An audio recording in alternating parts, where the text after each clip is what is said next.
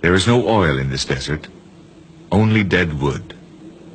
A meager substitute, yet important enough to fuel rivalry between the tribes. Through the ages, the tribes have been collecting wood on their own territories, carrying it back home with their traditional means of transportation. Their harmony fell apart when the Sufyan tribe borrowed a truck. They ventured into the Amar territory and started to pick up loads of wood. They piled it up under heavy guard, fearing an attack by the neighboring tribe. Wasting no time, the Amars came to claim their share of the wood. The conflict was inevitable. The adversaries unsheathed their jambias, but a sheikh intervenes. He proposes to consult their sovereign, the Sheikh of Sheikhs, Abdullah bin Hussein al-Hamma. Illustrious Sheikh Abdullah, whose ancestors were companions of the Prophet, and whose renowned forefathers conquered Spain and built a palace in Madrid still bearing their name. Illustrious Sheikh Abdullah, for 5 years he's been defying the authority of the government of Yemen. For 5 years he's been living as an outlaw in his fortress surrounded by his private army of 40,000 men, armed by Saudi Arabia. Illustrious Sheikh Abdullah, he sits on the floor with his vassals. Sheikh Abdullah checks the freshness of the khat leaves, a stimulating drug chewed during their daily rituals. He makes sure that the leaves and the water pipes are distributed to his guests.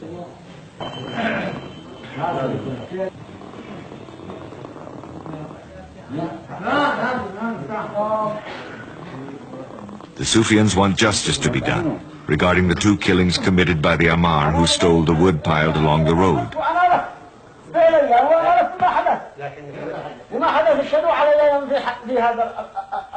As the sheikh tries to find out whom the wood belongs to, the leaders of both tribes claim ownership. The sheikh concludes, his militia spotted the tracks the vehicles of the Sufyans left behind in the Amar desert. However, the Amar had no right to seek revenge. The sheikh alone is in charge of justice. A deep silence fills the room.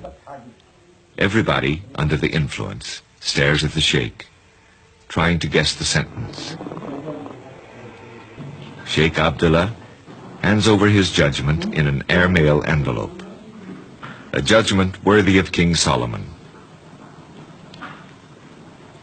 2 sheikhs from each tribe will go to jail.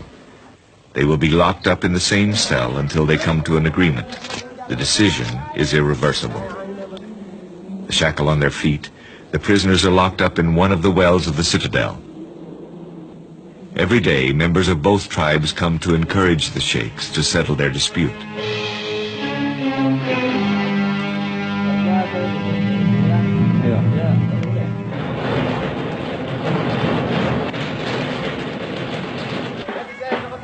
A few days later, the sheikhs of the Amar tribe come back to salute Sheikh Abdullah.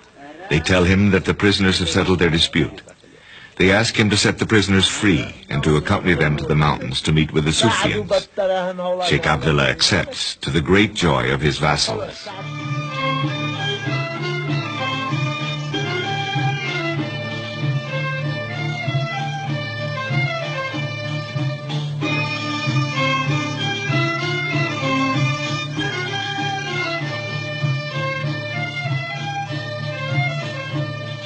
All along the way, warriors from the Sheikh's private militia and warriors from other vassal tribes enlarge the procession on its way to the mountains, where the Sufyans are expecting them.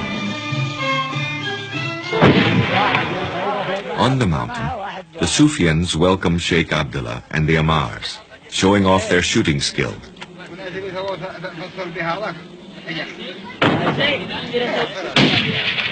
While the Sufyans and the Amars are displaying their prowess as warriors, the sheikhs of both tribes explain to Sheikh Abdullah how the prisoners came to an agreement.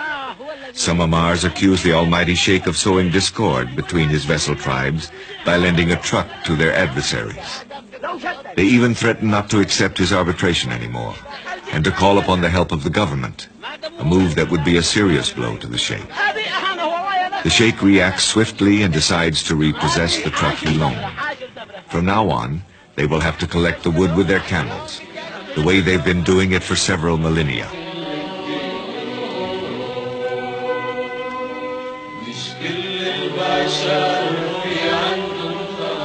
The only thing left to do for the Amars and the Sufians is to meditate over the decision of the Sheikh and to contemplate the savage beauty of the desert, where so much blood has been shed and will be shed, until the next judgment of Abdullah ben Hussein al-Hamar, chief of the mighty tribe of the Hashid, the free men of northern Yemen.